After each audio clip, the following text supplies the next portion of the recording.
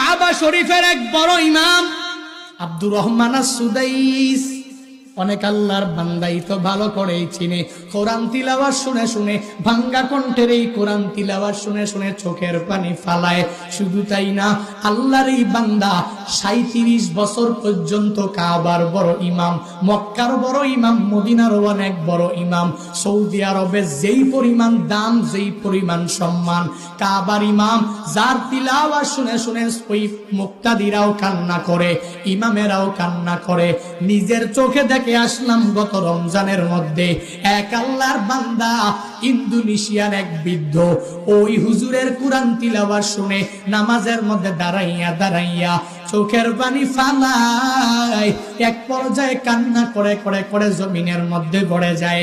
তবুও নিয়তটা ছাড়ে না, আবার দাঁড়ায়া যায়, আবার কুরআন তিলাওয়াত শুনে আর হাউমাউ করে চোখের